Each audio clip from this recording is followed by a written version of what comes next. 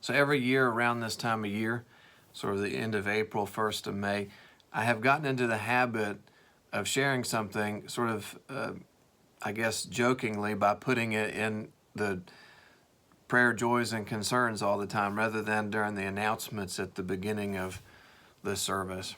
And that's, the joy that I have to share with you now is the same joy I had last year, and that's that I am returning to Friendship in Shady Grove, that I'm being appointed to serve here once again at Friendship in Shady, and I am excited about that for a number of reasons.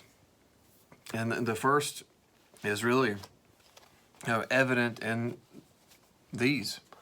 These are thank you cards that I've gotten from many of you, and in light of my grandmother's passing, and that's just sort of a small sample of the kind of love that you have shown to me and to my family. It's especially with kids now. You're kind of on pins and needles every year this time of year as a Methodist pastor. Ultimately, I believe in the itinerant system. I believe that God works through the collective discernment of others, and so I certainly believe that God has had his hand in this decision. And I am grateful for the decision that was made because I know how much you love me and my family, and I just want you to know that love is reciprocated. Of course, I don't always show it like I should, and for that I ask for your forgiveness. But I am excited to see what God has in store for us. I say us because I mean us. I'm excited to see what God has in store for me, the way that God will work through you all as he has been doing to continue to help me grow and learn. And I'm excited to see whatever it is God has in store for the churches and the ways in which he might be using me.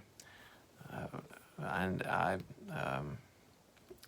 hope that we can see this time of social distancing and all this virus stuff when it's behind us, whenever that is, it will be behind us at some point.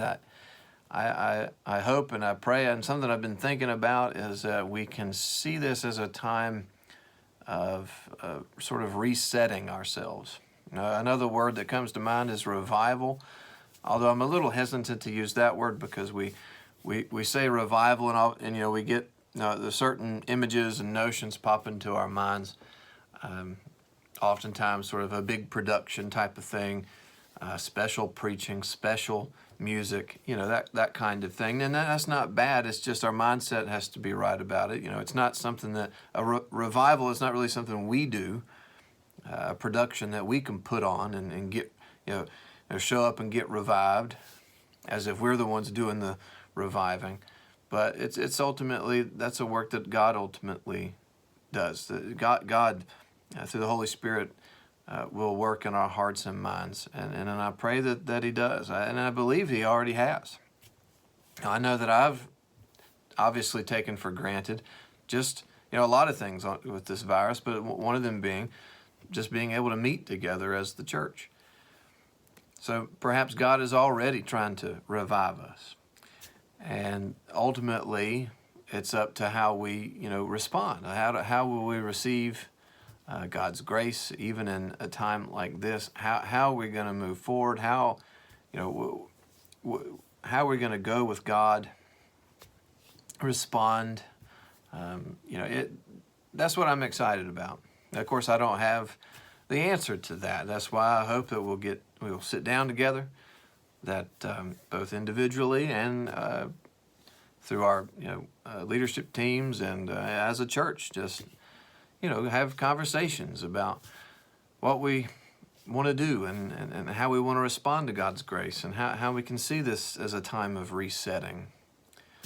I look forward to all of that, and it's a little daunting, it's a little scary, but at the end of it, it's ultimately exciting, and I'm grateful to be here with you for another year, to see what God has in store.